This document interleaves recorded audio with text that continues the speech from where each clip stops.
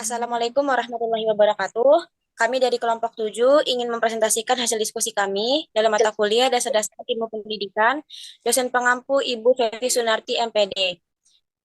Pada materi kali ini kami akan membahas topik bahasan yaitu topik bahasan yang pertama yaitu pemikiran klasik tentang pendidikan, terdiri dari pemikiran empirisme, nativisme, naturalisme, dan konvergensi. Bagian kedua yaitu pemikiran baru tentang pendidikan, yang mana terdiri dari pengajaran alam sekitar, pengajaran pusat perhatian, sekolah kerja, pengajaran proyek, sekolah alam, pendidikan berasrama boarding school, dan pendidikan inklusi. Pengenalan anggota, anggota kelompok 7 terdiri dari saya sendiri, Nindi Chanisa Putri, dengan NIM 22006033, dan rekan saya. Dengan saya Mutiara Afrildoni dengan NIM 22006031. Rekan saya selanjutnya. Saya Mutia Khaira dengan NIM 22006089. Rekan saya selanjutnya. Saya Triwahyuni dengan NIM 22075116. Rekan saya selanjutnya.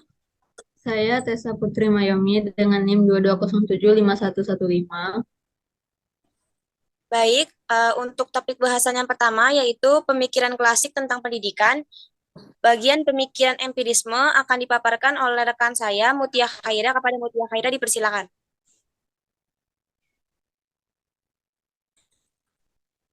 Baiklah, di sini untuk materi pertama, bentar. A. Empirisme. Empirisme adalah suatu aliran dalam filsafat yang menyatakan bahwa semua pengetahuan berasal dari pengalaman manusia. Empirisme menolak anggapan bahwa manusia telah membawa fitrah pengetahuan dalam dirinya. Ketika dilahirkan metode empirisme dan penelitian empirisme, konsep sentral dalam ilmu pengetahuan dan metode ilmiah adalah bahwa semua bukti harus empiris atau berbasis empiris, yaitu bergantung pada bukti-bukti yang diamati oleh indera. Tanpa pengalaman rasio tidak memiliki kemampuan untuk memberikan gambaran tertentu. Kalaupun menggambarkan sedemikian rupa tanpa pengalaman hanya khayalan belaka. Aliran pemikiran empirisme ini dirintis oleh Francis Bacon 1561 sampai 1626. Thomas Hobbes 1588 sampai 1679.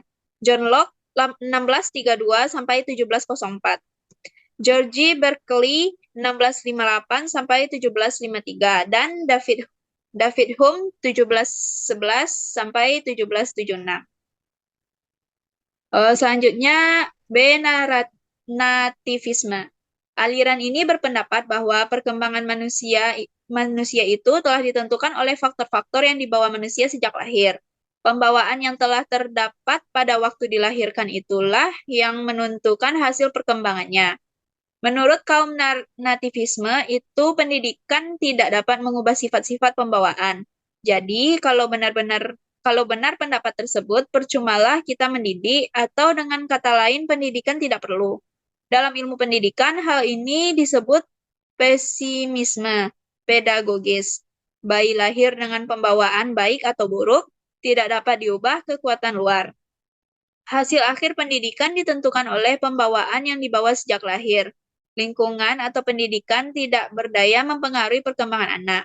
Mendidik sama dengan memberikan anak tumbuh berdasarkan pembawaannya. Lanjut, Nen. Baik, selanjutnya pemikiran klasik tentang pendidikan bagian naturalisme akan dipaparkan oleh rekan saya, Triwahyuni. Silakan. Baiklah, naturalisme, natur artinya dalam alam atau apa yang dibawa sejak lahir. Hampir semua dengan aliran nativisme. Maka aliran ini atau naturalisme berpendapat hakikatnya semua anak manusia dilahirkan adalah baik. Bagaimana hasil perkembangannya kemudian sangat ditentukan oleh pendidikan yang diterimanya atau yang mempengaruhinya. Jika pengaruh pendidikan itu baik, akan menjadi baiklah. Akan tetapi jika pengaruh itu jelek, akan jelek pula hasilnya. Seperti dikatakan oleh tokoh aliran ini, yaitu J.J. Rousseau sebagai berikut. Semua anak adalah baik pada waktu baru datang dari tangan Sang Pencipta, tetapi semua menjadi rusak di tangan manusia. Oleh karena itu, sebagai pendidik, Persio mengajukan pendidikan alam. Artinya, anak hendaklah dibiarkan tumbuh dan berkembang seperti menurut alamnya. Manusia atau masyarakat jangan banyak mencampurinya. Lanjut, Tri. Next. Konvergensi. Aliran konvergensi dipelopori oleh William Stern. Ia berpendapat bahwa seorang anak dilahirkan di dunia sudah disertai pembawaan baik maupun pembawaan buruk. Proses perkembangan anak, baik faktor pembawaan maupun faktor lingkungan, sama-sama mempunyai peranan sangat penting. Bakat yang dibawa pada waktu lahir tidak akan berkembang dengan baik tanpa adanya dukungan lingkungan sesuai untuk perkembangan anak itu. Aliran ini berasal dari ibu bernama William Stern. Ia berpendapat bahwa pembawaan dan lingkungan kedua-duanya menentukan perkembangan manusia. Aliran ini memadukan antara pembawaan sejak lahir dengan pengaruh lingkungan yang diikuti faktor dasar dan faktor ajar. Oke. Baik, terima kasih kepada Tri yang telah memaparkan materi. Materi selanjutnya yaitu pemikiran pendidik.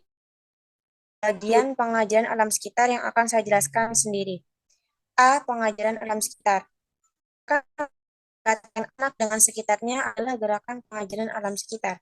Perintis gerakan ini antara lain F.R.A. Finger tahun 1888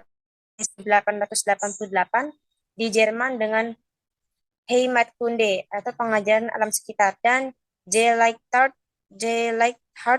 1959 sampai 1916 di Belanda dengan Het Volleleven kehidupan senyatanya.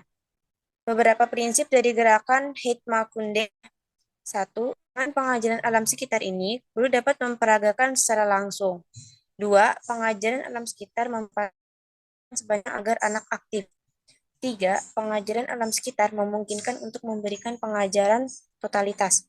Suatu bentuk pengajaran dengan ciri-ciri dalam garis besarnya sebagai berikut. A. Suatu pengajaran mengenal pembagian mata pelajaran dalam pengajaran. Tetapi guru memahami tujuan pengajaran dan mengarahkan. B. Menarik minat. Segala sesuatu di pusat atau bahan pengajaran yang menarik perhatian anak dan diambil dari alam sekitarnya. C. Suasananya memberikan bahan pengajaran yang berhubungan satu sama lain seerat-eratnya secara teratur. Baik, beri kepada anak bahan persepsi intelektual yang kokoh dan terbalikas. Sedangkan persepsi intelektual ialah sesuatu yang baru dan masuk di dalam intelek anak. Harus dapat tumbuh menjadi satu dengan kekayaan pengetahuan yang sudah dimiliki. Artinya memadupadankan pengetahuan yang baru dengan pengetahuan sebelumnya. Nah, kemudian harus terjadi proses asimilasi antara pengetahuan dengan yang baru. Poin 5, pengajaran alam sekitar memberikan persepsi emosional karena alam sekitar memberikan ikatan emosional dengan baik.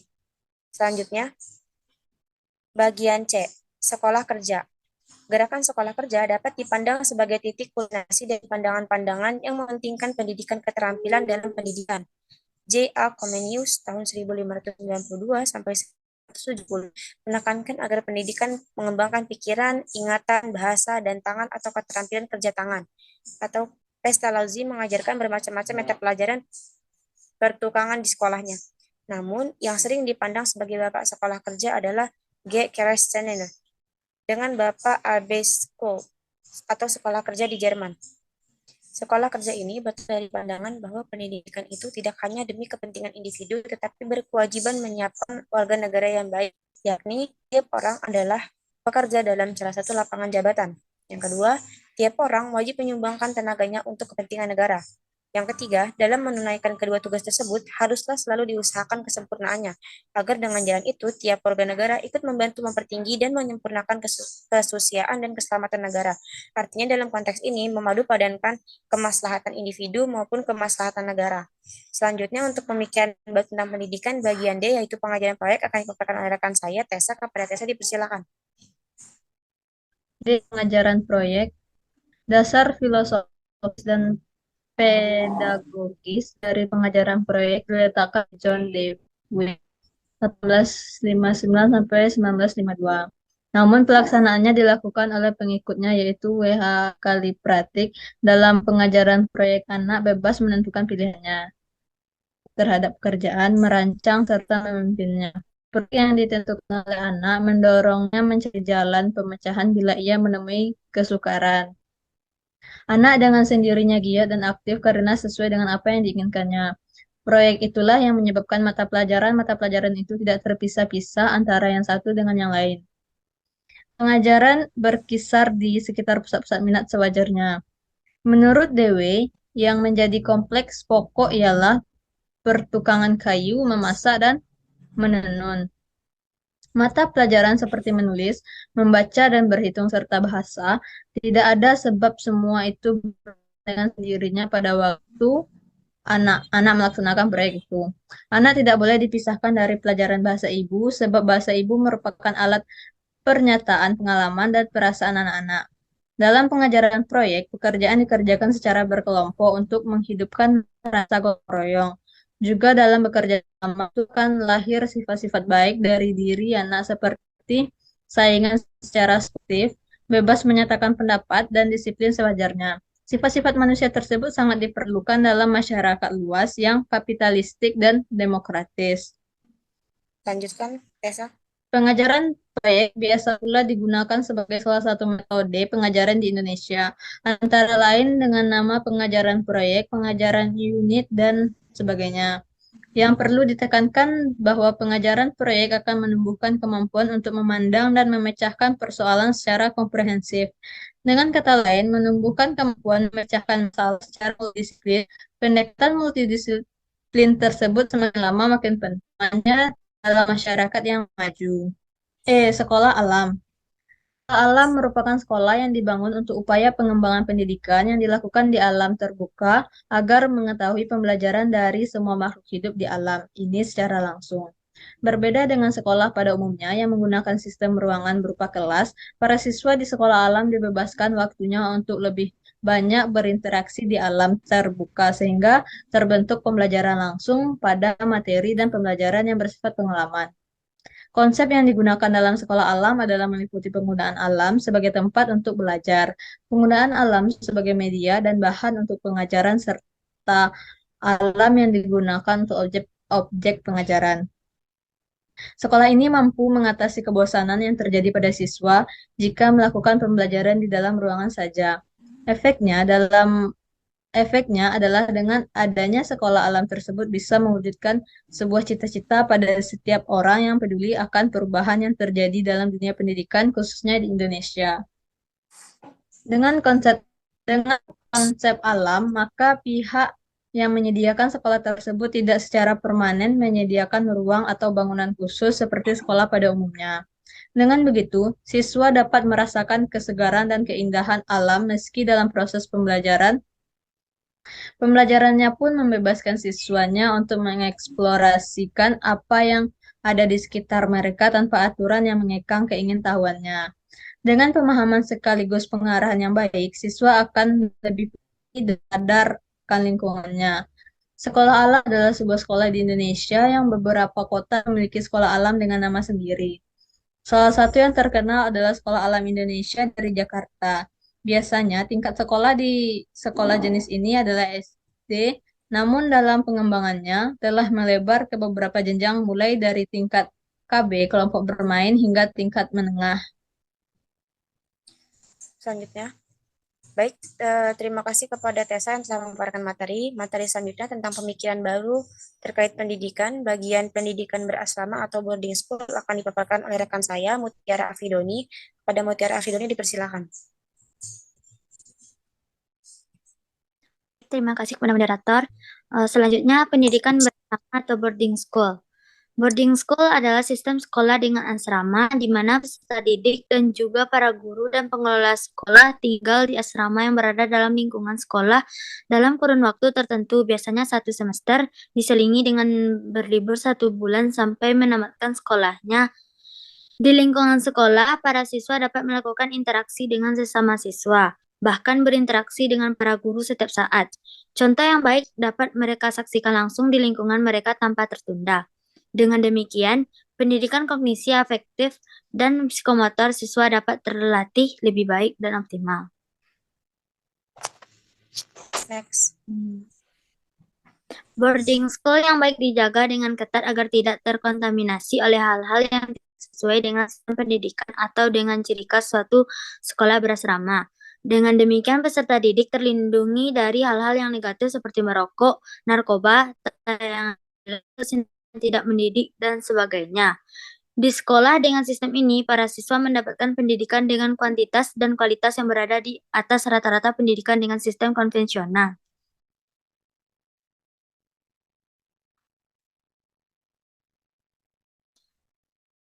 Yang G, pendidikan inklusi.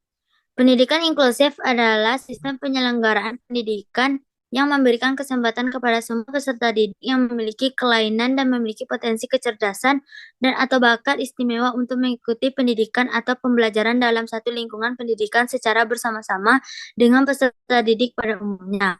Pada Undang-Undang Dasar 1945, Pasal 32 Ayat 1 yang menegaskan setiap warga berhak mendapatkan pendidikan. Undang-Undang Dasar 1945 Pasal 32 Ayat 2 yang menegaskan setiap warga anak wajib mengikuti pendidikan dasar dan pemerintah wajib membiayainya. Undang-Undang Nomor 20 Tahun 2003 tentang Sistem Pendidikan Nasional. Pasal 5 Ayat 1 yang menegaskan setiap warga negara mempunyai hak yang sama untuk memperoleh pendidikan yang bermutu. Undang-undang inilah yang menjadi bukti kuat hadirnya pendidikan inklusi di tengah masyarakat.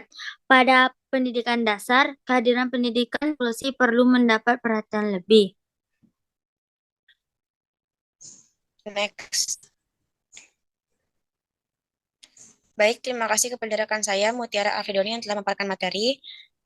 Untuk daftar pustaka dan sumber bacaan, pertama, dikutip dari buku William Crane tahun 2007 dalam judul Teori Perkembangan Yogyakarta Pustaka Pelajar.